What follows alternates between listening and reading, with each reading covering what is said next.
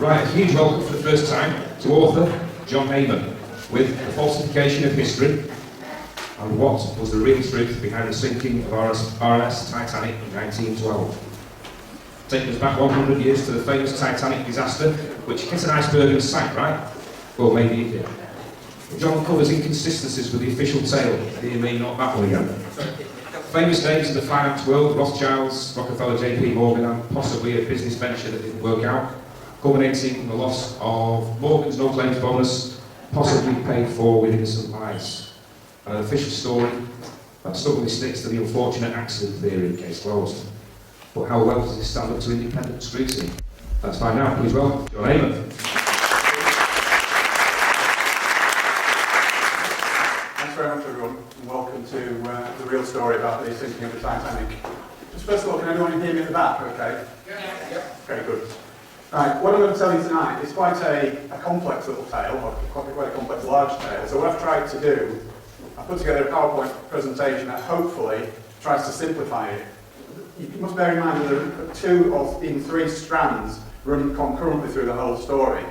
And of necessity, I do tend to skip from one to the other and back again. And I try to make it make sense, but please bear with me if there's bits that you don't follow, because like I said, it is quite complex, but it does all come together at the end. So hopefully bear with me. And the other thing to bear in mind is that I'm not a professional speaker, I'm a writer and author. So if you're all expecting Ian R. Crane, then you might as well get me by now. I'll do my best.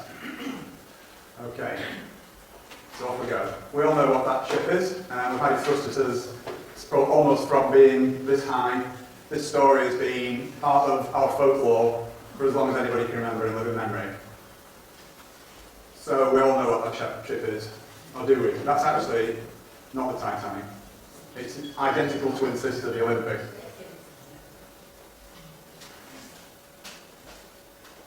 So what do we know about what happened on that night of 14th, 15th of April 1912? Not an awful lot, really. Although we hear so much about it, everyone thinks that they know the story. Well, trust me, you don't. And this is what we're coming to now. We know for sure that a very large ship sank in the early hours of the 15th of April.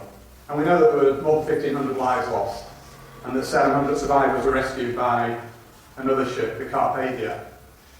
But once you said that, you said everything. Everything else is really up for question, seriously. And I'm going to show you how that is the case. So let's start by having a fresh look at some of the facts. Moving swiftly onwards. Yeah, so to come up with the story that I've come up with, obviously it wasn't all my work, but there's a lot of my own research gone into this, and a lot of the stuff in there is stuff that is unique to me. So where did I get it from? Well, this is where I got my information from. I looked at the transcripts of both the inquiries. There were 2 inquiries about the Titanic disaster. One was the American inquiry, one was the British. Looked at both of those. I looked at Allen and Wolff public records. Allen and Wolff was the shipyard that built the ships. Okay, various other sources, libraries, internet, blah, blah, blah. And the one thing that really struck me about it all was that there were so many unanswered questions and anomalies with the official story that made me just think that, hang on a minute, let's have a closer look at this. So what does the official story consist of? It's basically all those things. Can we all read that at the back? Is it large enough? Yes. Yeah, okay. So at the risk of just standing here reading the slides, it's basically all propaganda from the White Star Line. Dozens and dozens of eyewitness accounts, hardly any of which agree with each other. Contemporary newspaper reports, which I'm sure some of you are aware of this phenomenon. Whenever there's a disaster that's not as it appears, the first reports that come out, you never see them again, a lot of them, because they change the official story as time goes on, and some of the reports contradict the new official story, so you never get that. So by looking back at old newspaper reports, I've actually found a lot of stuff that's never mentioned and absolutely conflicts with the official story. Okay? So the inquiries were generally regarded as a whitewash. Okay? And the conclusions that they came to were so obviously incorrect as to be mind-blowing. There was also a British and US government cover-up, which again, as we go on, I'll talk more about that. And one of the things that has been responsible for the apocryphal tale about the Titanic, one of the major things that's been responsible for it, is a book, which some of you may have read, and a film, which some of you may have seen, and it was this one. I need to put it on now. It's called A Night to Remember, and it was written by a guy called Walter Lord. And Walter Lord, just for a bit of background on him, he was an ex-CIA agent. Now, the first thing that interested me was what on earth is an ex-CIA agent doing writing a story about a shipping disaster 40 years previously? And the conclusion that I came to on that was for the same reason that the CIA get involved in anything and everything, and that is to cover it up and obscure the truth. So, the Titanic myth that we all know and love so well is a result of that book and that film. And trust me, 80% of it is utter hogwash. Right, so let's just set the scene a little bit.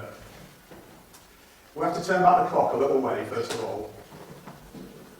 A guy by the name of J.P. Morgan, John Pierpoint Morgan, who was a big American financier at the turn of the 20th century, from the 19th into the 20th century. Very close links to the Rothschilds and the Rockefellers and all the usual suspects. Okay, he bought the British White Star Line, which was the line that eventually built the Titanic and the Olympic and Britannic, the three sister ships. Okay, the British government, because it was a foreigner, they had to sanction the purchase. And they imposed certain conditions on that purchase, on that sale, which, please bear that point in mind, because that will become very important a little bit later on. Okay, there's Mr. Morgan himself. What a nice man.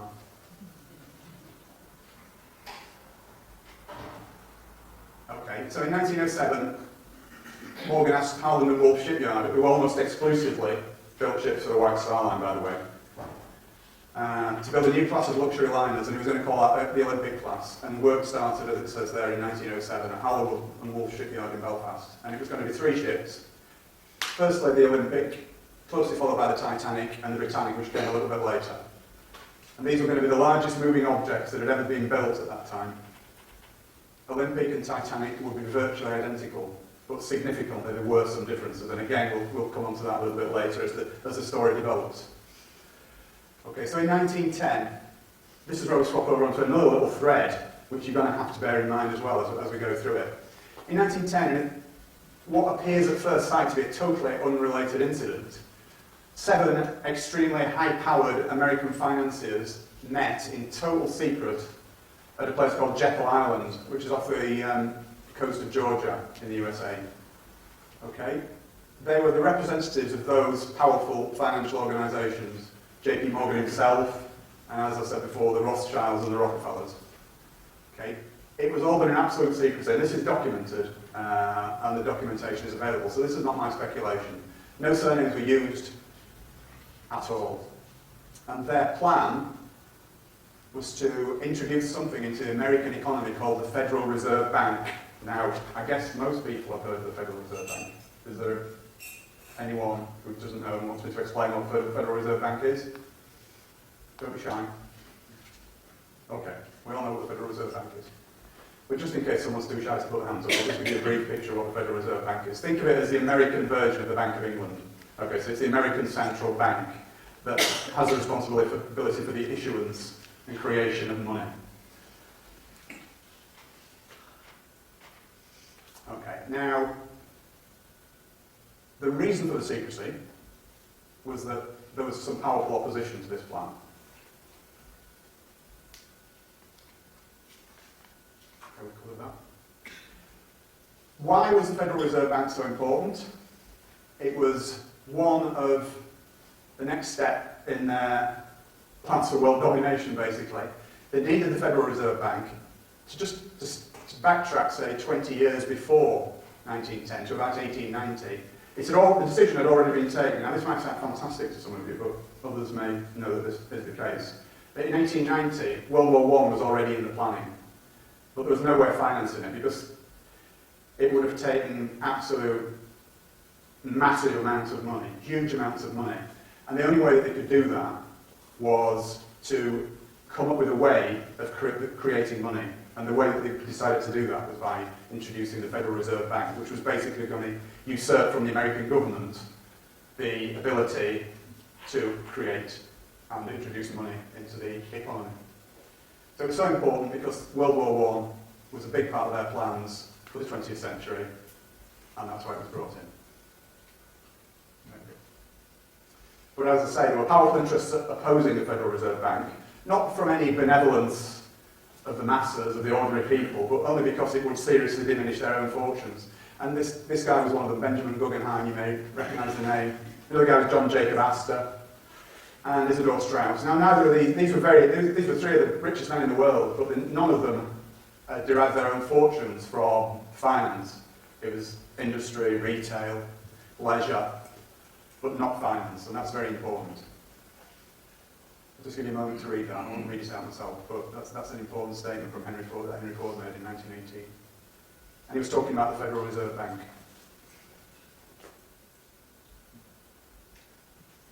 Okay. And a little bit more recently, a gentleman by the name of Benjamin Fulford, who some of you may have heard of, came out with that statement, which is what we're talking about tonight, basically. Part of what we're talking about tonight.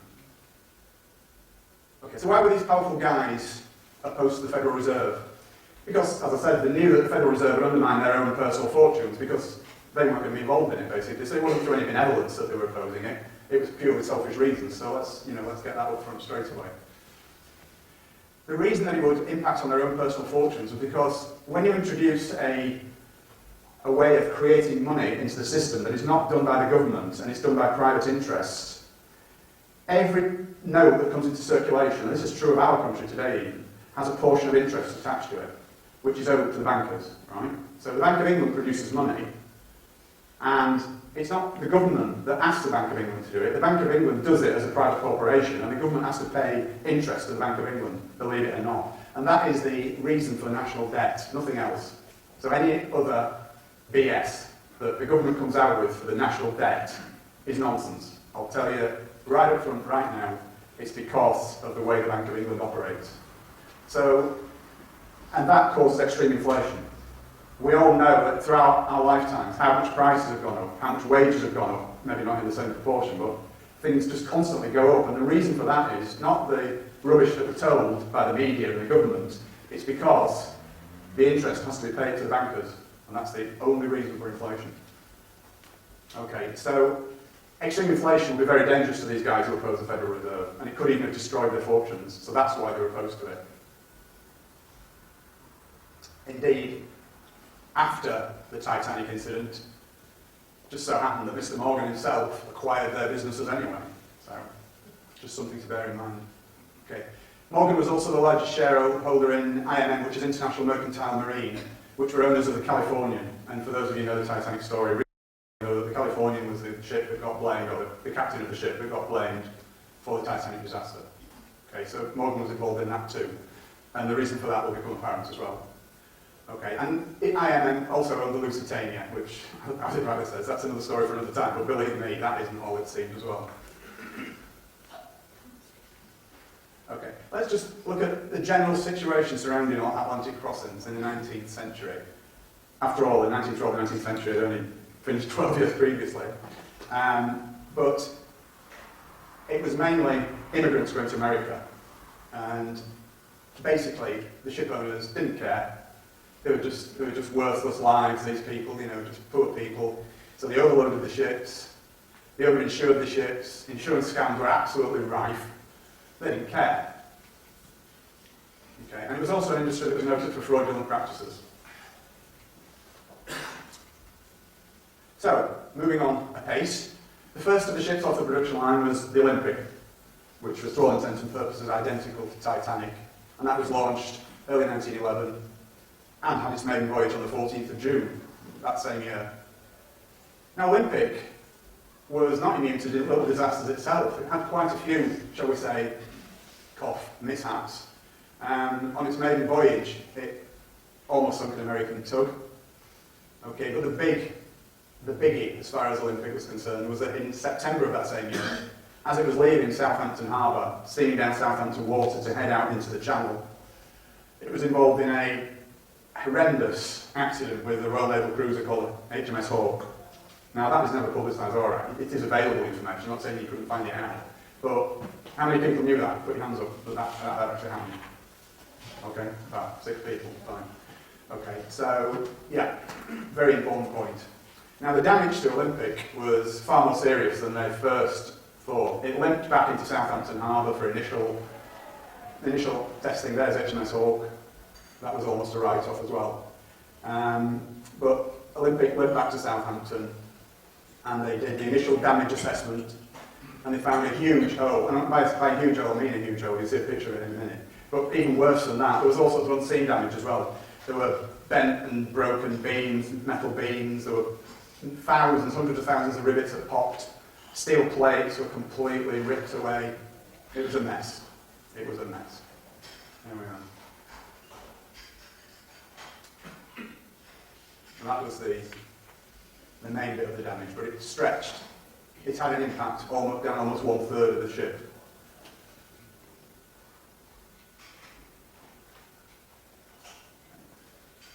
Now, the biggest problem that it had was it's a twist of the keel of the Olympic, and this was causing a huge list of port. It was quite dramatic, actually, the list of port, and again, that becomes important in a little while. Even the temporary patches to get it back to Belfast, because bearing in mind in those days, this was the biggest ship that had ever been built in the world. The only place where there was a dry dock big enough for it was at Belfast. So they had to patch it up at Southampton as best they could, using divers, to get it back to Belfast, to the dry dock. And even the patches to enable it to do that took 2 weeks. Okay, so back to the dry dock, the proper damage assessment in October 1911. In the meantime, whilst all this was going on, any accident involving a Royal Navy ship, there has to be an inquiry, and that inquiry is undertaken by the Royal Navy. And of course, wouldn't you just know it, who was at fault for the accident? It was the Olympic. Now, this was pretty serious. Pretty serious. The Lloyd's of London declined the insurance claim, which was an absolutely massive blow to the White Star Line. Now, it was not only liable for damage to Olympic, but it was also liable for damage to HMS Hawke, and this was going to run into many, many millions of pounds, and in those days, millions of pounds were serious money.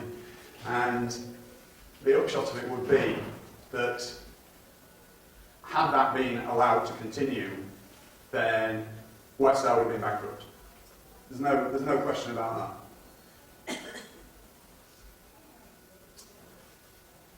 I believe that the conclusion that the White Star Line came to was that the Olympic was absolutely irreparable because of the twisted keel, mainly. I don't know any of you seafaring people, but the twisted keel on a ship is pretty serious. So they got basically two options: scrap it, which would have definitely meant the end of the line for not only White Star, but Holland and Wolff as well, who, if you remember, I said, they almost solely built ships for White Star. So if White Star went down, then so did Holland and Wolff. Obviously, they went for the patch-up option. I think they were just buying time, to be honest, to see what could happen. So they patched it up, and that took 7 weeks. So bear in mind that 7 weeks out of commission, it was a lot longer than 7 weeks if you take the time before it, from after the collision until the 7 weeks began, and then add the 7 weeks onto the end of that. It's a lot of time for a ship of that magnitude to be out of service. The speculative investment that J.P. Morgan and co. had put into the Olympic class meant that they needed a return on their investment really, really quickly. And not only were they having to pay for all these repairs, but they were losing the revenues that would have been generated by the Olympic traversing back across the Atlantic, taking passengers. So it was a huge, I can't stress that enough, it was a huge financial blow to them. Okay. Now we know that steel struts were put in place to brace the keel, and I will return to that towards the end of the presentation. So just bear that one in mind as well. Okay, and also to expedite the repairs, they actually borrowed the starboard propeller from Titanic, which was not finished, but it was well underway. It was probably about 2/3 of the way built at this time. Okay, so basically they needed Titanic in service as quickly as possible, along with Olympic, to start generating revenues, otherwise. Okay, so Olympic was actually involved in yet another collision, believe it or not, when it got back into service in January 1912. And it lost a propeller blade, it had to get back to Southampton, and we know that there was severe vibrational damage, which obviously didn't help the cause at all, and it created enormous stress on what was an already badly damaged ship, even though it had been patched up. So back we go to Belfast again, propeller blade replacement. Now it's interesting this, because according to Harland and Wolff records, a propeller blade usually took about 5 hours to replace. It was just a case of unscrewing bolts, big bolts, I grant you, but just a case of unscrewing bolts. And with a team of a few men, that could have been accomplished in 5 hours. It actually took 4 days. It was in dry dock for 4 days. I mean, that propeller blade changed, which is a little bit strange, but we'll have a look at that for now. Okay. So what were they doing for 4 days? Well, strangely enough, Olympic had been launched by this time, although it wasn't finished. It was sat there in the water. And they were photographed together several times in Belfast around this time. Don't forget, this is like 3 months before Titanic's maiden voyage, and they were together. Originally, the Titanic was meant to be going out on the 20th of March, but that was put back to the 10th of April, partly because of all the contretemps with Olympic. And there they both are, the two sisters sat together, almost identical, almost. Let's look at the differences, okay? On the forward part of C deck, which is, yeah, I can't explain what it is. Olympic had 16 portholes, unevenly spaced, and Titanic only had 14. So if you see pictures of the two together, it's easy to tell which one's which. Okay? And on the after part of E deck, Olympic's was open, and they decided to enclose Titanic, for whatever reason, best known to themselves. Okay, so did they switch them? Well, let's have a look. I think they decided to switch them, with a view, you probably guessed by now, with a view to sink in what had been the Olympic to claim the insurance money. Okay, and I think that decision was taken shortly after Titanic had been launched. Okay. It wasn't as that big a job. In those days of non-mass communications, there weren't hundreds of photographs, there weren't TV programmes about them, there weren't news broadcasts about them. It would have been quite simple to do. They took a hand-picked group over one weekend, and there is apocryphal evidence for this, that there are urban legends existing amongst the White Star, amongst the Harland and Wolff, the descendants of the Harland and Wolff workers from that time, that said that they'd been passed down from grandfather to father to son, but that this had gone on. And that was bribery and threats to families, that if anybody said what was really happening in that shipyard over that weekend, then they'd probably never work again, and that could have been a death sentence in those days. No such thing as social security. Never work again. As I say, it would have been a reasonably simple procedure. Okay, only minor changes. They put carpets down in Titanic, which they never planned to do, and the reason they did that, I think, was to cover the scratched lino from what had been originally Olympic. Okay. They need to change the nameplates, they need to change the life belts, they need to change the lifeboats. And there's Titanic when it was launched with the 14 portholes on C deck. And there's Titanic on its maiden voyage with 16 portholes. Draw your own conclusions on that. Okay. So what other evidence do we have? Okay. There are photos showing 16 portholes, one of which you've just seen by magic. Olympic was open to the public prior to its maiden voyage, and incidentally, does anyone not find it strange, all the fuss and hoo-ha there was over Titanic's maiden voyage? And yet Olympic didn't get that. Why would that be? Olympic was the first one off the production line. Surely that should have been reserved for, as I say, the first one off the production line, not the second one. But again, we'll come back to that.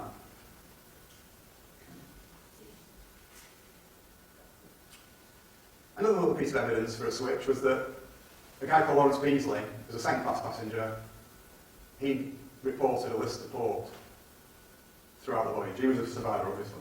And he mentioned it to the crew, or to anybody who listened, but of course it was ignored. Now this is interesting as well, the sea trials. Olympics was a full day on the open sea, which is what the Board of Trade, who controlled these things at that time, that's what they demanded, any big new liner entering service. It was a proper, comprehensive trial with Board of Trade inspectors crawling all over it. And that's exactly what happened for Olympic. Titanic, a couple of hours on Belfast Lock, no speed tests, no lifeboat tests. And also, when Titanic docked at Southampton, having left Belfast earlier, ready for its maiden voyage, only 2 firemen and stokers signed up for the voyage. Now, this again leads me on to something else that is extremely important. Lots and lots of people said lots and lots of crew members who were constantly looking for work and constantly out of work, so they would never sail on her again, or that class of ship again. And it's also important to note, this is another thing that never ever gets mentioned, but during that time of Titanic's maiden voyage, there was actually a massive countrywide coal strike going on, and there were no ships leaving the UK for America, or for anywhere for that matter, because coal was impossible to get. So there were thousands and thousands of ship workers, stokers, waiters, stewards, you name it, thousands of them were out of work because they only signed on for one voyage at a time. No matter which line they worked for, they only signed on for one voyage at a time. So as soon as they docked back in the country again after they'd been away, they were out of work until they could find the next ship to sail on. Now there were thousands of them laying idle because of this coal strike, and none of them signed on. Why would that be?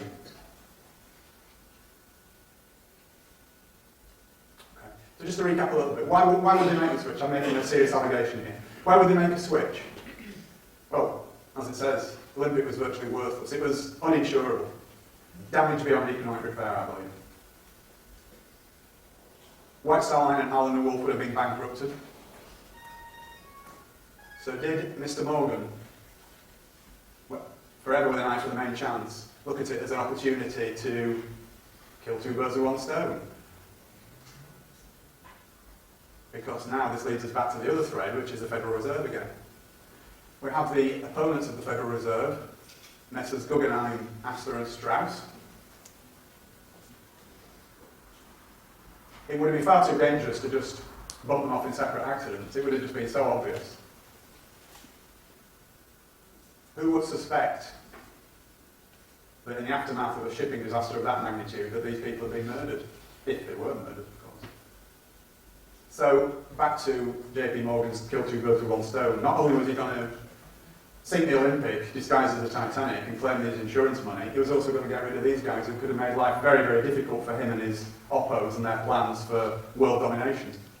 Okay. Let's take a little look at Edward Smith, the captain of Titanic, who had also been the captain of Olympic on his maiden voyage as well, and he switched to Titanic for its maiden voyage.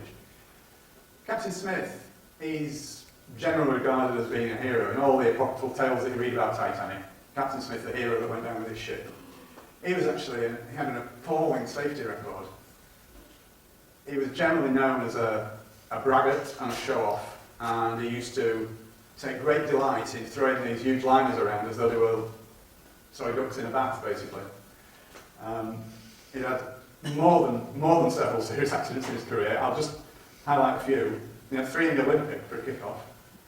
The Republic, the Germanic, the Coptic, the Majestic, the crew were killed, and that was well covered up, actually, that one. So, again, I dug that out, but I only had one source for that. There's no other mention of it anywhere, the fact that crew were killed in the Majestic's accident. So, he was not the guy that he's portrayed to be, shall we say. Okay, so I believe what happened was, Bruce Ismay, who was the owner of White Star Line, no, he wasn't the owner, I beg your pardon, he was the managing director of the White Star Line. He was brought into Ismay's confidence, and Ismay used his record, his appalling track record, as a lever, and virtually twisted Smith's arm to carry out this conspiracy that they all planned. Okay. They were told that the Californian would be standing by. This is the ship of whose captain actually got the blame for the Titanic disaster from the 2 inquirers. Okay, and basically he had to comply, but in doing so he insisted on choosing his own crew. And again, this is something that's quite interesting because it's a known documented fact, and this hasn't been covered up. This is quite true. The fact that just before the Titanic's maiden voyage, all the senior officers were swapped around. They brought in a new one and all the others went down a notch, which they weren't very happy about. But that did actually happen. Smith chose his own crew for that. There you go. Pecking order of his existing officers was affected. Now, there are several puzzling facts about this. Again, as I've already alluded to, despite the coal strike that was going on, they still had difficulty finding crew. What did these people know, these thousands out of work? There was all sorts of rumours going around amongst the crew members of all the different ships. That there's not all was well with Titanic.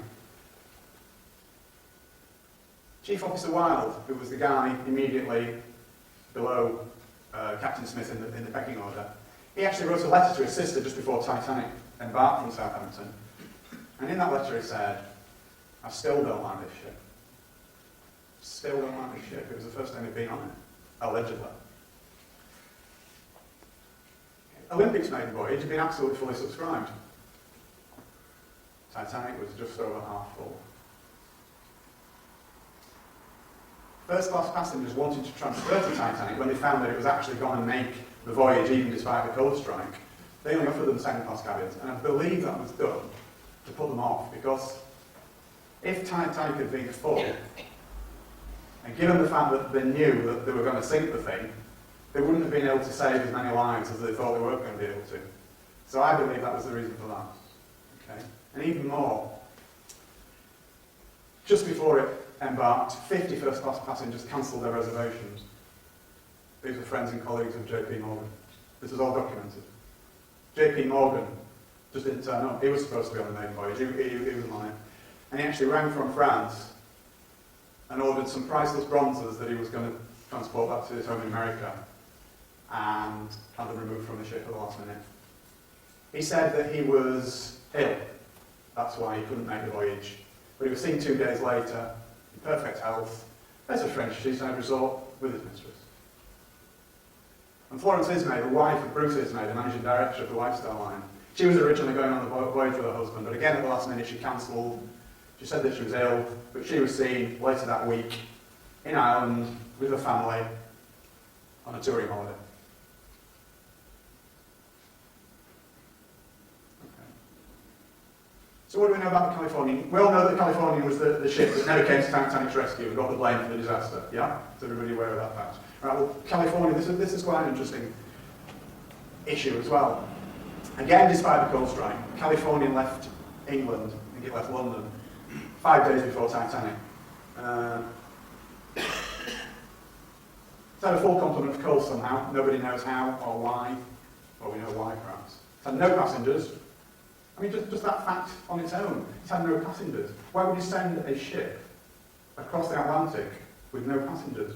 People were clamouring for passengers across the Atlantic. Everybody was stranded because there were no ships leaving. So the one that is leaving has no passengers. Does that make sense? It's just me. Okay. And also, this is really interesting. I was gobsmacked when I read this. I'm sure you will be as well. There was no cargo. Does anybody know what the cargo was on the California? The only cargo that they had? No. Sorry? No. 3,000 woolen sweaters and 3,000 woolen blankets.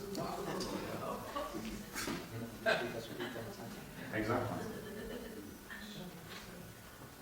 There she is, the Californian, and there's Captain Lord, who was the master of it. So, on the 14th of April, the Californian came to a dead stop in the middle of an ice field. Now, the story we all hear about that is that, well, of course it stopped because it's in the middle of an ice field. It's too dangerous to carry on. No.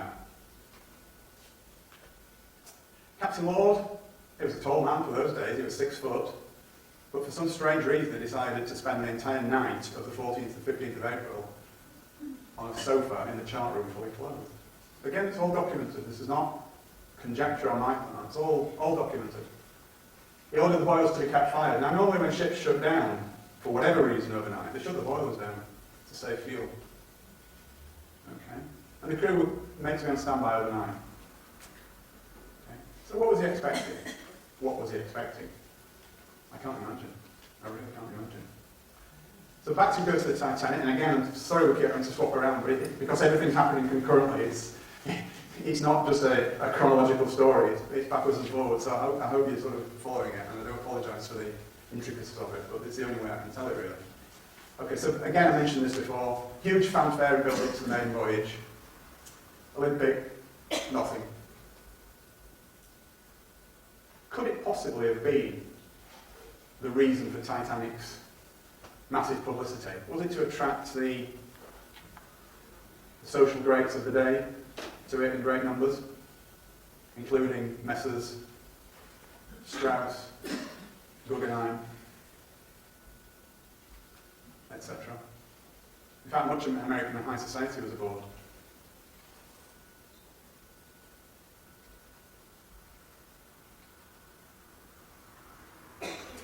Okay, So let's move on now to Titanic, the maiden voyage. She set off from Southampton on the 10th of April.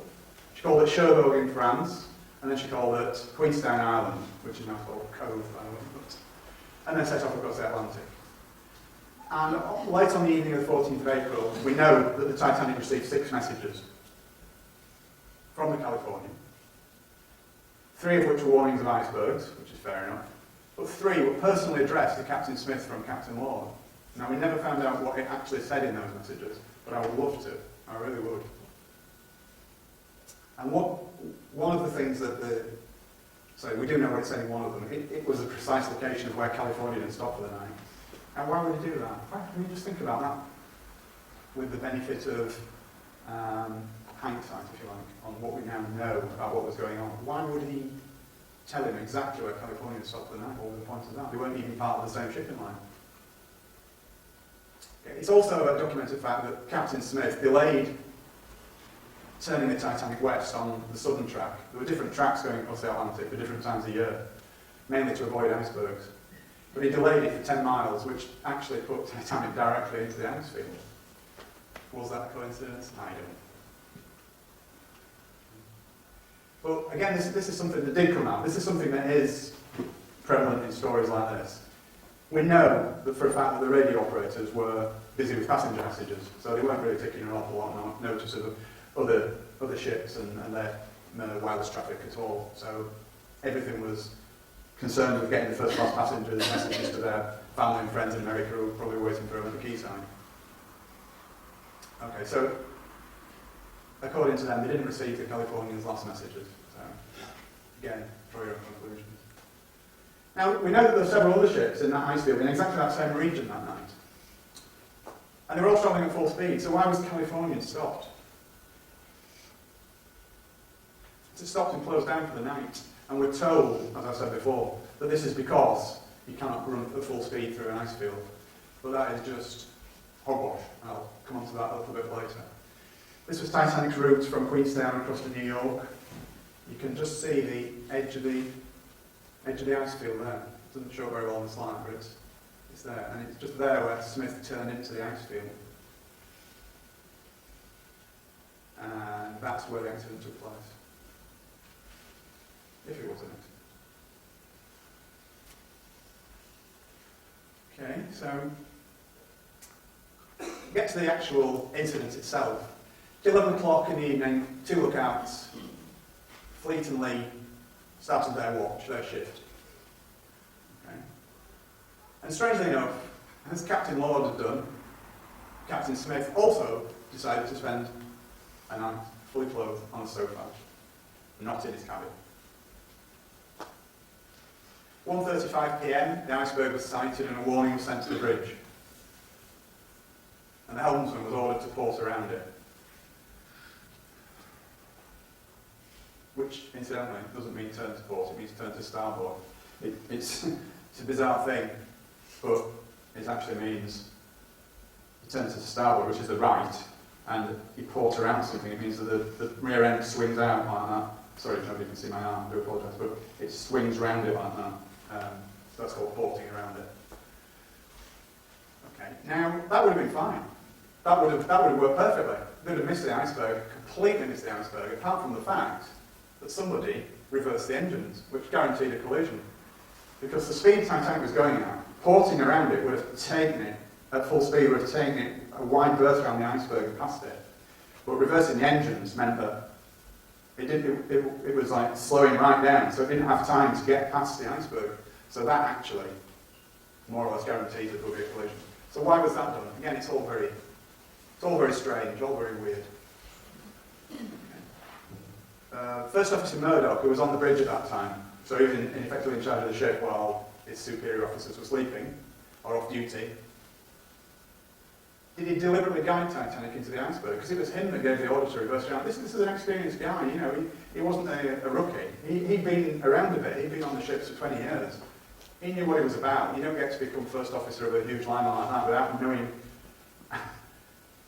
what's right and what's wrong when you're issuing instructions to helmsmen. So that in itself is very strange. It leads me to think that something wasn't right Now, another interesting point is that Titanic's turning circle was 1,280 yards, which, as it says on the slide, is about 2/3 of a mile. And its stopping distance from full speed is at 850 yards, which is just under half a mile. Right.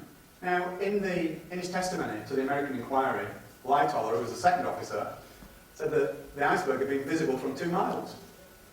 So, when you just read that information again, given that fact, why did it hit an iceberg?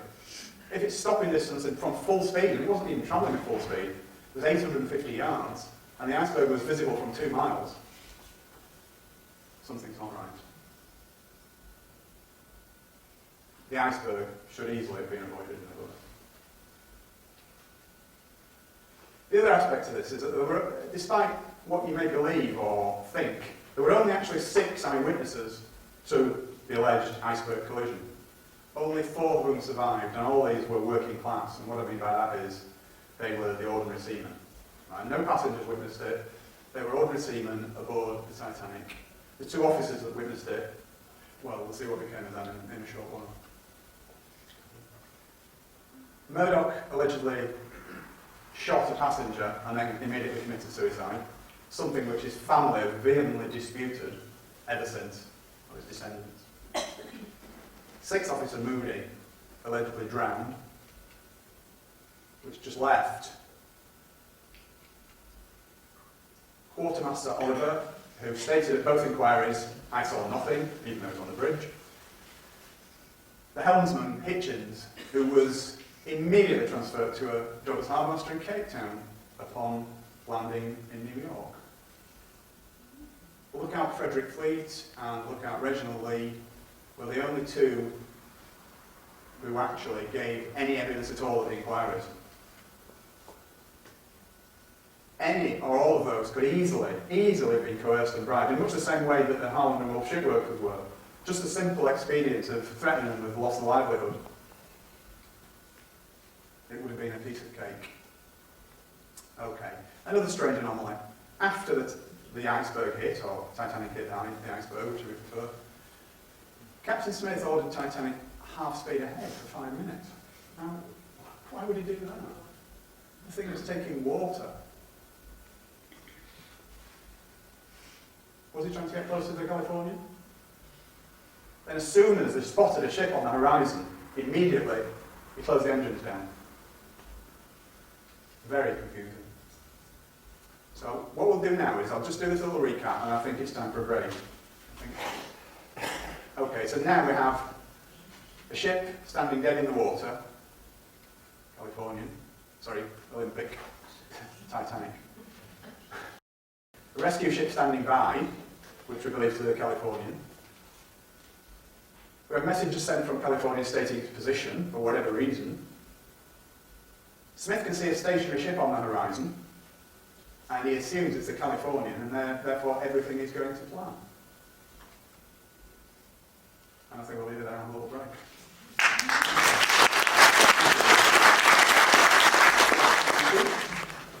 Right, where were we? Let's go back a second. Just give me a couple of seconds to read that. That's where we were. Okay, so the bottom line is Smith sees a stationary ship, and he assumes it's the Californian, and everything's going to plan. So, the rockets are launched.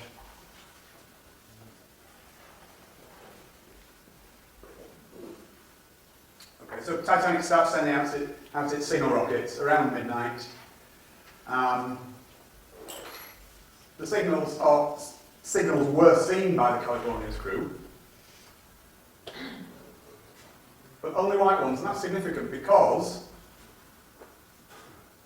Captain Lord was heard to ask his senior officers more than once what the colour of the rockets, the ship that they could see on the horizon was sending up, and he was told white every time he asked, and he kept asking the same question over and over again. Was he expecting red or blue? Because Titanic actually sent red, white and blue signals up. So Lord actually did nothing because he kept being told that it was white signals only. So that begs the question really, were these white only rockets, were they from another ship? Now, I'm not sure how clear that is, but here's the Californian, okay, and here's the reported position of Titanic, the red boat, but here was the actual position of Titanic. And in between the Californian and the Titanic, again, this is something that is not reported widely, there was a smaller ship called Samson. Obviously that's a little bit exaggerated, but you can see the effect of the curvature of the Earth. Because of the distance between the Californian and the Titanic, which was actually 19 miles, although according to Titanic's reported position it was only 11 miles, the curvature of the Earth was actually obliterating Titanic, as you can see from the diagram. However, Samson, significantly, was visible. Now, the Samson, what was all that about? I hear you ask. Right, well, the Samson was actually an illegal seal fishing boat. And it was discovered much later, after the event, that it was actually in that vicinity, sending up white rocket signals only. Now, why was it sending up white rocket signals? Rather a strange thing to do if it wasn't in distress. But, as a seal fishing boat, it was actually culling the seals from all the ice flows around in the ice field. And it was recalling its small rowboats that it sent out to the various little icebergs, growlers and ice flows that were around there. And it was calling them back in. And to do that, it was sending up white rocket signals. And how do we know that this was the case? Well, first of all, the captain admitted it after the event, long after the event, and he also said that he'd seen coloured rockets from the other direction, in other words, in the direction from where Titanic was. So I believe what happened was that Californian actually saw the white rockets. Ward was privy to the information that Titanic's distress signals are going to be red, white and blue, and so he did nothing with the white signals. But those white signals have since been interpreted as coming from Titanic, which is incorrect. Obviously the captain of the Samson never came forward because what he was doing was highly illegal. Titanic sent up 22 multicoloured rockets, and according to Captain Lord, they only ever saw white ones. So this is quite an interesting conjecture. Did Titanic even hit an iceberg at all? I mean, on the surface of that, that just sounds such a ridiculous question, doesn't it? It just brings everything that you've ever known about the situation into question, and it just seems impossible at first glance. But there were only 4, as I said, working class witnesses, for want of a better description. And one of those, Fleet, the lookout, he completely refused to answer questions. Oliver saw nothing at all. And Hitchens, the helmsman, he was given a new job in South Africa very hastily before the British inquiry. And the other lookout, Lee, he gave conflicting testimony. So in other words, what he said at the American inquiry and what he said at the British inquiry were 2 contradictory things. But then there's another interesting incident, which again is never covered in the apocryphal story, and this concerns something that was referred to in contemporary reports as the yellow funnel steamer. Okay, in the aftermath of the alleged collision with the iceberg, there was a yellow funnel steamer spotted by several, not eyewitnesses to the accident, but several people who came onto the deck of Titanic, stated to newspaper reporters in New York that they'd seen a yellow funnel steamer disappearing off into the distance. And also, there was a lifeboat floating nearby when the Carpathia picked up the survivors. It was definitely not from Titanic because it was a different colour and a different design. And furthermore, all the ice on the deck, I mean, again, there's lots and lots of eyewitnesses reports about the deck being covered with large chunks of ice. Fine, everybody assumes that that's from an iceberg, but it was an extremely cold night. And there was literally hundreds and hundreds of yards of rigging on Titanic. The wireless masts were just, in effect, like rigging, going from one end of the ship to the other. And they would have been, at 28 degrees Fahrenheit, which is what the temperature was at the time, they would have been absolutely literally coated with ice. Any collision at all would have shaken loose literally tons of ice, from not just the rigging, but from the masts and all the different cabins and structures on the deck. So it's quite feasible that even if it didn't hit an iceberg, there could be copious amounts of ice skating around the deck. So was the yellow funnel steamer a chance an icebreaker that did the disastrous damage to Titanic?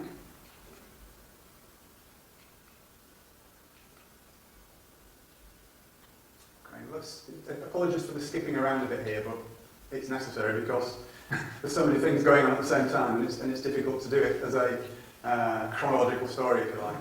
But Edith Russell, who was a British survivor, was adamant that she said that Titanic's officers told her that the Californian was on its way to pick up everyone. This was in the immediate aftermath of the collision with whatever it was. Okay, so the officers told her the Californian was on its way. Well, the Californian wasn't on its way. The Californian wasn't even aware of where the Titanic was or what was going on at that point, because it had not received its signals. So how did the officers know? The lifeboats are less than half full. Everybody knows that. I mean, they were. I mean, that's no exaggeration. The lifeboats are less than half full. But why would that be? What on earth would possess officers, experienced officers, to actually send out lifeboats half full? Well, we hear all sorts of stories about how that was, but to be frank, none of them stand up to close scrutiny. I believe that the reason that the lifeboats were sent out half full was that Captain Smith knew that the Californian was standing by, and he ordered the lifeboats sent out half full. He thought the Californian was closing on the Titanic, so the lifeboats were sent out with the intention of bringing them back again to ferry everybody else off as well. So it was an expedient at that time. Get as many people on board as you can on these lifeboats. Doesn't matter if they're not all full, because they'll be coming back very soon. Because the Californian is steaming towards us, closing the gap. So it doesn't really matter. Meanwhile, Lord was still waiting for his coloured rockets, and the Californian was just sat there doing nothing. And eventually, it actually dawned on Smith and the rest of the senior crew that the Californian wasn't coming, and by that time it was too late. Okay, around 5:30 in the morning, Lord actually discovered that the Titanic had sunk. They actually kicked the wireless back into action again, because the Californian's wireless had shut down at midnight. Don't ask me why, I don't know. It doesn't make sense, but it did. They got the wireless back on again at this time, and he found to his horror that the Titanic had already sunk. And he set off towards them at that point, but it was too far away to do anything. And at that same time, Carpathia was just actually reaching the lifeboats from Titanic that were all, by this time, tied together and floating along, being rowed along in convoy. Okay. All the lifeboat passengers were taken aboard Carpathia and given medical aid. Bruce Ismay, the managing director of the White Star Line, who you remember was on board the ship for the maiden voyage, but his wife wasn't. He was allegedly in complete and utter shock, distress. He was taken to the doctor's cabin and sedated, but that's contradicted by the fact that at around that time he also sent 3 messages around 10 minutes apart to the White Star officers in New York. So again, a strange anomaly. And once they arrived in New York, all the crew were immediately subpoenaed to attend the official inquiry, which was to take place the following week. Sorry about this. Skip something. That's an interesting photograph, actually. It's nothing to do with the conspiracy at all, but it's just that's the first Titanic lifeboat arriving at the Carpathia. Somebody on the Carpathia took that picture, which is a very poignant.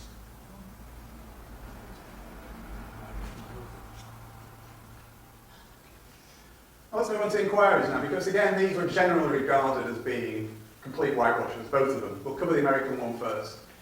Incredibly, the witnesses that were called were restricted to only answering questions that they were asked without elaboration.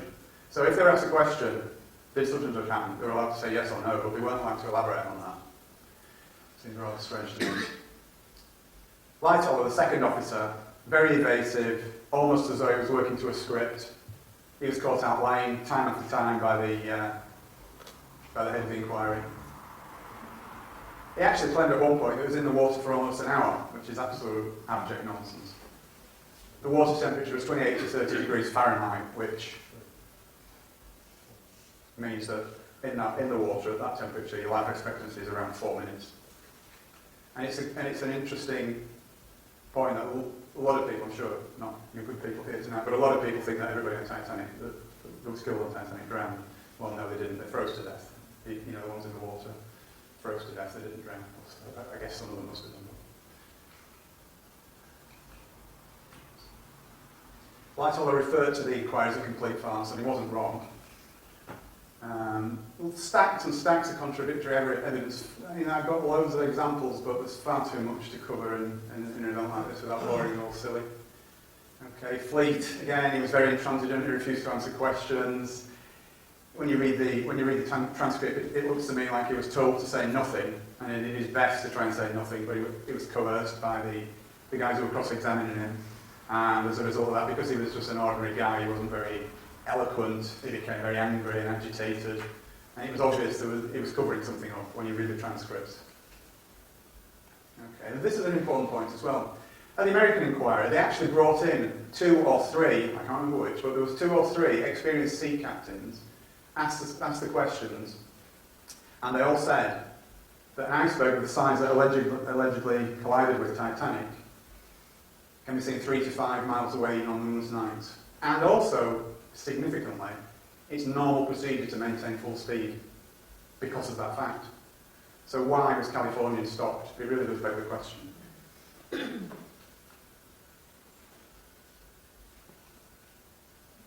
Okay, so a couple of weeks after the event, the surviving crew members docked at Plymouth Harbour in Devon, and they were immediately held against their will. They were kept in a holding pen, for want of a better word, overnight. There were 165, from memory, 168 perhaps, and they were all held against their will overnight, which is obviously illegal. They had no access to union representatives, and they were coerced to sign a document that they believed to be the Official Secrets Act. I think it's more than likely that they were threatened and bribed with the same old thing: speak anything about what happened on that night, and you'll never work again. So moving on to the British inquiry. This was conducted under the auspices of the Board of Trade. The Board of Trade was the organisation that used to oversee anything that went on at sea. And it was the Board of Trade, for example, that set rules about the numbers of lifeboats that ships could carry. They did the inspections of ships that were meant to be seaworthy, etc. So it was done under the auspices of the Board of Trade, chaired by a guy called Lord Mersey, who was an interesting character actually, because Lord Mersey had been wheeled in on several occasions before, where there was sort of dodgy circumstances about ships being sunk, strange accidents, insurance scams. And he'd been used by the British government on more than one occasion prior to the Titanic inquiry. So he was quite a colourful character, was Lord Mersey. Okay, and it's interesting as well that the large loss of life was partly obviously, not wholly because of the conspiracy, but partly due to the adequate Board of Trade lifeboat regulations, which said that they only needed to carry enough lifeboats for half the passengers in effect. So it was very extremely unlikely that any inquiry conducted by that Board of Trade would be anything approaching impartial, because it had to protect itself. Same old thing, isn't it? You know, we know the drill, we know the MO. And it was at the drill hall in London where the acoustics were so poor that neither spectators or press could accurately follow proceedings, so they couldn't really understand what was going on. And again, I believe it was all part of the same whitewash. Both inquiries, in fact, were regarded as a whitewash at the time. If you read contemporary newspaper reports, even the newspapers of the time were very pro-establishment, with making statements like whitewash and things like that. So, and interesting as well, Harold Sanderson, who was one of the directors of the White Star Line at the time, under his cross-examination, he referred to the Titanic as the Olympic all the time. On at least 12 occasions, I counted. In his testimony, he called the Titanic the Olympic, which might be just an accident, but there's Lord Mersey, a pillar of the establishment, and that's an actual photograph of the inquiry at the drill hall at the time. Okay, so yeah, it was a whitewash. The British inquiry found that Captain Smith wasn't to blame, the lookouts weren't to blame, the design and construction of Titanic wasn't to blame, the officers and crew of Titanic weren't to blame. The White Star Line wasn't to blame. It was Captain Lord's fault. Obvious, really, isn't it? So it's poor old Lord as a scapegoat. Although I'm sure he was in on the plot, it was a bit rich to actually pin the entire blame on him. And unfortunately, that's what history has done. History tells us that Captain Lord was the villain of the piece. Okay, Mersey deliberately steered the evidence that way. Anything that was said that pushed the blame in any other direction, he shouted it down. He changed the subject, he moved them on, ignored or shouted down any other version.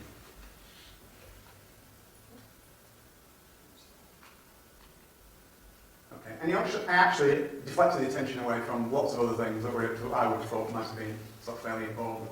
Things like Titanic's bulkheads should have been at least one deck higher. That would have probably saved the ship. And the fact that the Board of Trade, if you remember right at the beginning of the presentation, I told you about the sea trials. They signed the Titanic off after about an hour and 40 minutes of sea trial on Belfast Lock. Okay, now where does the British government fit into all this, do you think? Because none of this could have been expedited without the collusion of the government. Now, why would the government want to do that? What would be the motive for the government to do something like that? Okay, let's have a look at that. Okay, so it couldn't have happened without their collusion. There's no doubt about that. Interesting that there would have been absolutely massive political repercussions if White Star and Howland and Wolff had been bankrupted. For a start, there would have been 25,000 to 30,000 people out of work in Belfast at the shipyard. And when you take into account all the dependent industries, that figure would have risen much, much higher. Okay, the Liberal government who were in at the time, under Asquith, would probably not have been re-elected. But more importantly than any of that, obviously important, but not as important as, if you remember, again, cast your mind back to the beginning of the presentation, I said that Morgan came to an agreement with the British government, which he had to do in order to take over the White Star Line in 1903. Okay, so in taking over the White Star Line, he agreed that any White Star Line ship at all could be requisitioned as troop carriers in the event of war. And given the fact that we know that World War I was already, the plans for World War I were already well advanced, you have to trust me on that, it's true. This was extremely important. If Morgan had not had this agreement, he could have just taken ships away. Even if the White Star Line had gone bankrupt, he would have been able to take away the assets from the company, which would have been the ships, and the government would have lost their troop ships. Which is what it says on the next slide, basically. As a major creditor, Morgan would have been perfectly entitled to exercise his rights to seize those assets, the ships, and the government would have had no troop ships. So the government therefore fixed the inquiries, in my humble opinion, in collusion with the US government, which did the same at their side of the pond. As we know, they all work together anyway, don't they? Okay, and then, well, not least of all this, there was an element of insurance scam involved as well. It cost 2.5 million in money at that time to build, which is, it's near like 200 million now, but it was 2.5 million it cost. The damaged Olympic would have been insurable for much, much less if it had ever managed to sail more than halfway across the Atlantic again. And it was a fact that White Star Line normally insured its ships for about 75% of the value. So even if Olympic, sorry about that. So even if Olympic had been, even if they'd been able to claim insurance on the Olympic, it would have been around 1.8 million. Okay, I'll say the Olympic, Titanic, take your pick which one it is. In fact, the insurance on the Titanic was up a week before the main voyage to £3.2 million, which was a nice little killing for Morgan. Okay, now we're getting towards the end now. You'll be pleased to hear.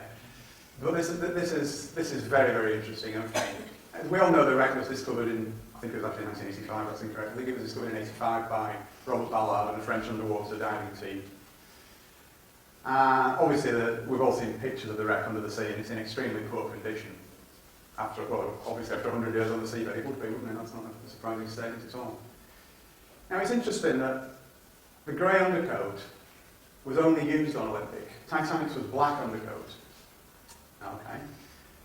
But another interesting point is that there's a picture that was taken inside the Titanic on the seabed of the marble fireplace in Ismay's cabin, and it exactly matches the marble fireplace in Ismay's cabin on the Olympic. Now, we all know that marbling, there's no two pieces of marble that look exactly alike, but trust me, these two pieces of marble look about as alike as it's possible to get two pieces of marble to look.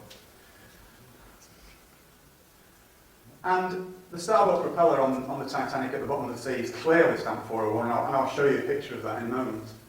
And what's significant of that, you may ask? Well, if you remember, when the Olympic was back in for repairs. They pinched one of the Titanic's propellers. Now, Titanic's build number was 401. So, if the propeller had been swapped, and the propeller at the bottom of the sea says 401 on it, draw your own conclusions from that.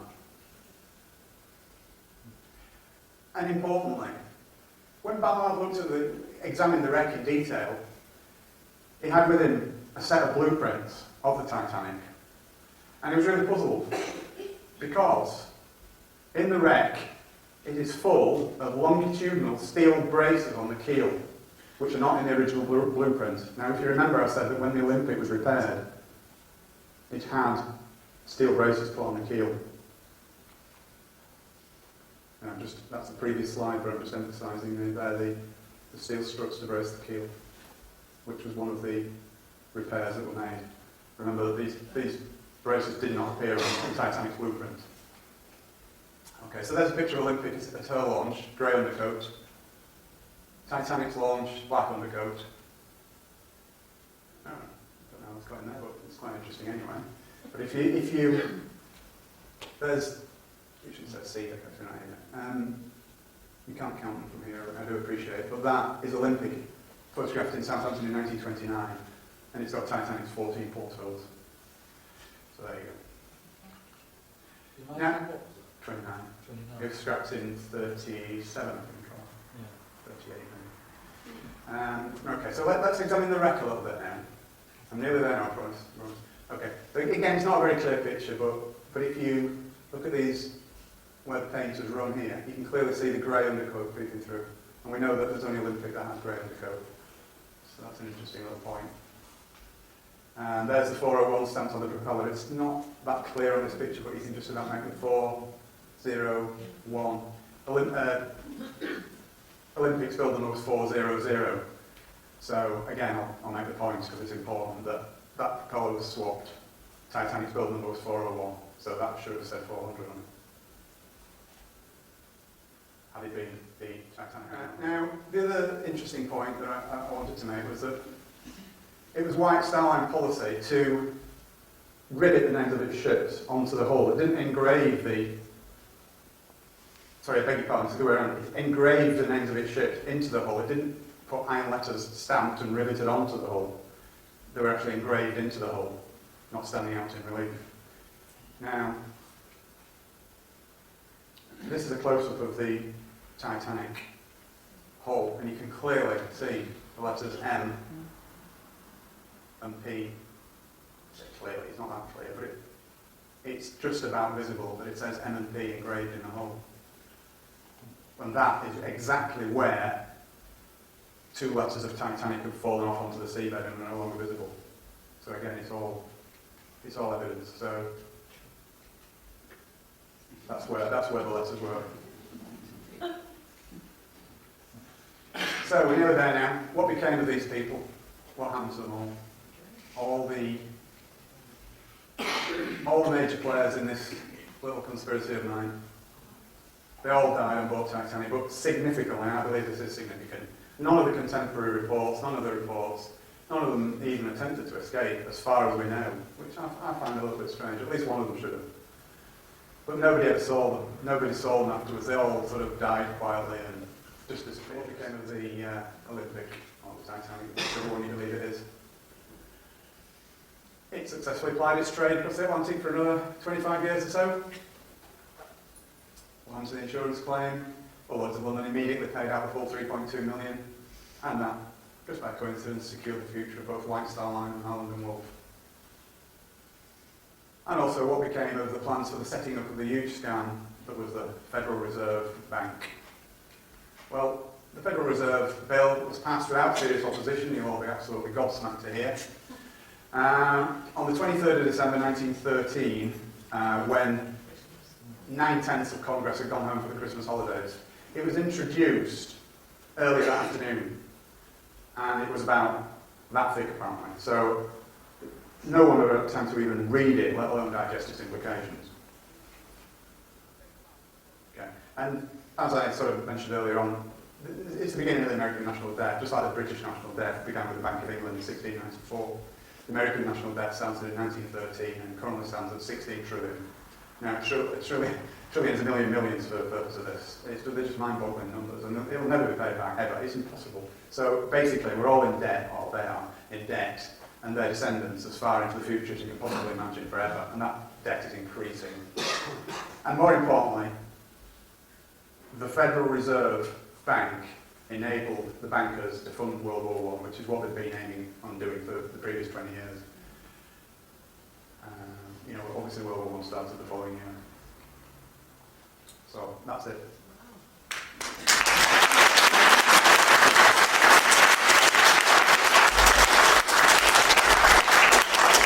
Some of it may be a little bit stretched, some of it might be a bit tenuous, but Which person was it stated about the leadership? he's made managing director of Lifestyle Line. He survived. He survived, yeah. He got life, so. Aye. Do you know the damage from the iceberg was anywhere near the massive damage to the buildings in that explosion? No, apparently all that bit of the ship is covered up. I know it's a good question actually, but no, that bit of the ship is covered up, so you can't. There's no evidence for that really. But interestingly enough, there is a picture, which I've not managed to get into the presentation, but there is a picture available on the internet of the Titanic leaving Southampton Harbour on its maiden voyage, and you can see there's a patch in the hull. You can't actually see a patch in the hull. You know, they're slightly different coloured plates. Yeah, it could be just bad photography or whatever, but. They declared it to be the site of the Titanic national sort of monument thing, haven't they? So that you know, Yeah, sort of stand on it or That's right. It's so nobody can go and have a look. it's regarded as a grave, isn't it? Yeah.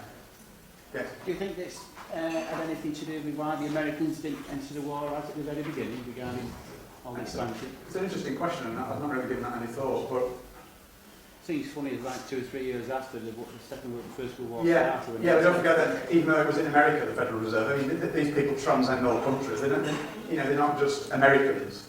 These people, if you follow the pyramid to the very top, they don't have any countries at all. It's just a free for all across all nations. You know, you could argue that all nations have only been created anyway to create an illusion that we live under, that things are as they are. But these people know no country boundaries. The countries don't matter to them at all. So I wouldn't attach to them. So people that can question the fact that thousands of people would massacre thousands of people just to get part of their globalist plan. Yeah. You have to look at 9/11 and 7/7 exactly the same scenario. So you just treat it as cattle. Absolutely, okay. But interestingly, to go back to the time period when this happened, chivalry was dictated, but it was women and children first. Yes. And yet Ismay got off on the industrialists could have put stop to the Federal Reserve. Yes, exactly. Yeah. I mean, Ismay lived in shame for the rest of his life over what he did, because he actually he got into a lifeboat against orders from the crew, because obviously he knows the managing director of White Star Line. It was the crew that were in charge, basically. He had to do what they said, because, you know, when they're at sea, they were his boss, not the other way around. And they actually said, no, you can't go in. And he just got in. And he lived in shame for the rest of his life, and he died in the late 1920s, I think it was. But he immediately resigned from the White Star Line as soon as he got back to England.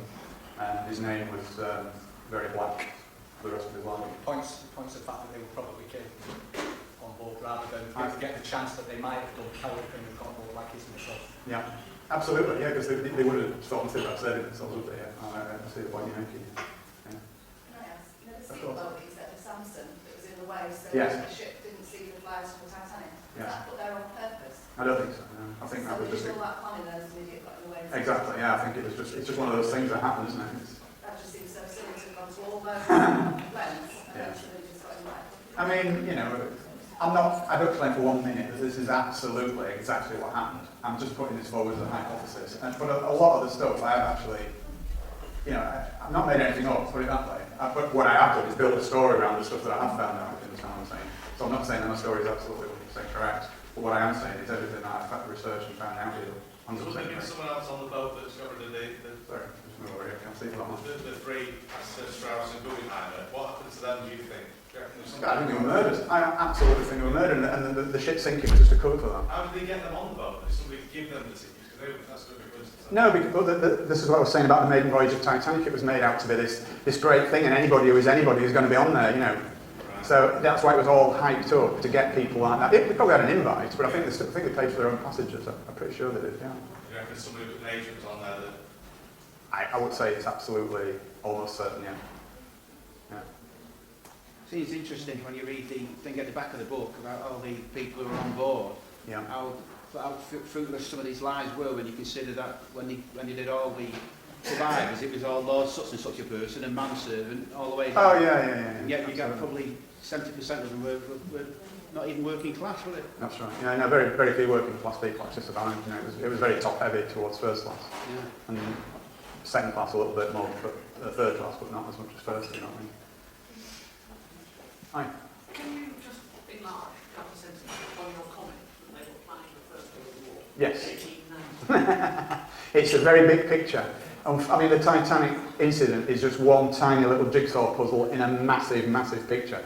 Okay. Were they planning a war, any war, or was it going to be between England and Germany? It was going to be between England and Germany because Germany, it was regarded in elite circles, shall we say, that Germany was getting too big for its boots.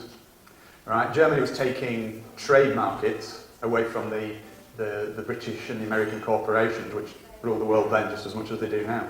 So Germany needed to be taught a lesson. So they had to find some trumped-up charge to nail Germany. So that was all going on. But they needed more than anything. They needed the finance, and the way that the final nail in the final piece in the jigsaw puzzle of World War I was the Federal Reserve scam, because within months they generated enough money because they could just print it to actually carry that out. But they've been wanting that all along. And the whole history of the 20th century I find extremely interesting, because although all the stuff happened that you hear about, it certainly wasn't for the reasons that you hear about. You know, World War I was designed to end as it did, so that World War II could happen, and which is exactly what happened, because the end of World War I, Germany had such horrific reparations to pay. They didn't finish paying it until 2009, by the way. Did you know that? Yeah. World War I reparations. That they knew it would cause extreme austerity in Germany and extreme, shall we say, the big extreme parties such as the Nazis that would come to power, and they actually funded, it was Americans that funded the Nazis anyway, because it was all part of the same master plan. They don't leave anything to chance, these people. I know it sounds fantastic to anybody who's not come across these ideas before, but I've been researching this stuff for like 10 years or more, and that's what I do. I don't have a job. I'm a full-time researcher and author now, and honestly, when you scratch just a little bit below the surface, the world is not at all like you imagine it to be. Not at all. Well, So, my dad said to me before 1972 that wars didn't take place the way they're presented. They were organised. why do you say before 1972? He died when he said, Oh, I beg your pardon. Sorry. if I have my 3 wishes, I live for an hour. Right. Asking what he meant. Yeah. Well, all wars are artificial constructs. They're all done for not the reasons that they tell you they're done for. It's mainly about making money. We could go on all night about it. It's such a big topic. What's your take on what is going on at the moment? This austerity and crashes of Greece and so forth. Have you got any theories about that? Oh yes. How long have you got?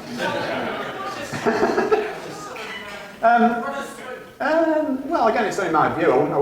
I wouldn't suggest to speak for everyone, but it's all part of the same thing. It's about control of populations. I mean, when you think about it, let's just take the Greek situation and the Spanish situation as an example. Who does Greece owe all this money to? Owes it to the EU? Who does Spain owe it all to? Owes it all to the EU. Every nation is in debt to the EU or to other countries in the EU.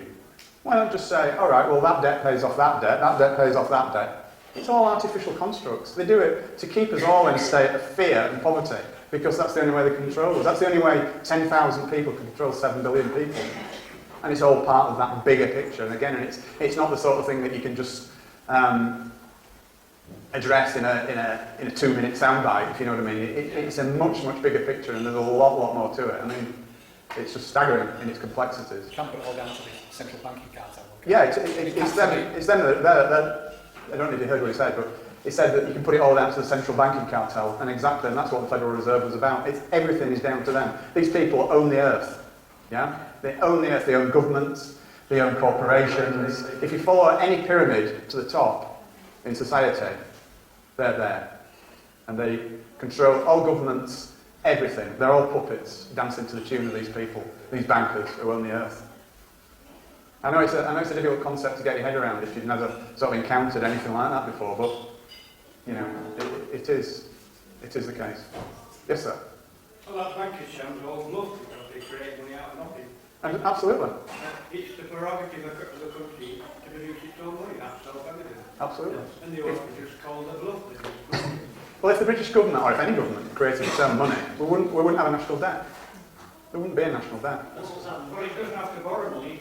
Exactly. The national bank is a Absolutely, absolutely. Well, there's Japanese are supposed to be borrowing 700 million Japanese to build a nuclear power station. Yeah. Well, if we accept that, they'll owe 700 million worth of Britain. But if the government that created 200 million to build a power station, that will contribute to the wealth of the nation, Yeah. and we get all the benefit and we own it. So this Japanese law investment that's been supposed to come from Japan, it's just not stopping it, it's nothing. Yeah. They create out of nothing, and it becomes money when we accept it as money. Yeah, exactly. Yeah. So we just yeah. produce our own money. It's just another tiny little strand in the whole spider's web is going. Yeah, absolutely. Well, there was a story that it might have been some by a torpedo. You did mention another ship there.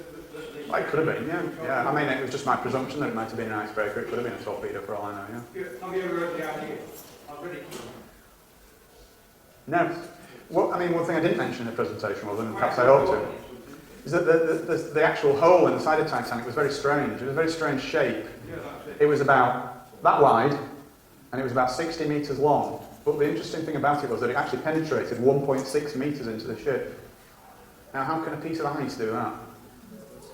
Have you ever seen a piece of ice that shape? That's 1.6 metres long and only that wide, and yet can break through steel. So what are you actually saying then? Well, I'm saying I don't think it was ice that did it. So what do you think? I think it was an icebreaker. I guess it, to be fair. Oh yeah, I understand that. Yeah. But I suppose I'm more saying that it wasn't ice rather than what it actually was. John, I think you've done a fantastic job on a really complex subject. Thank you very much. Absolutely splendid. Thank you. Your name, ladies.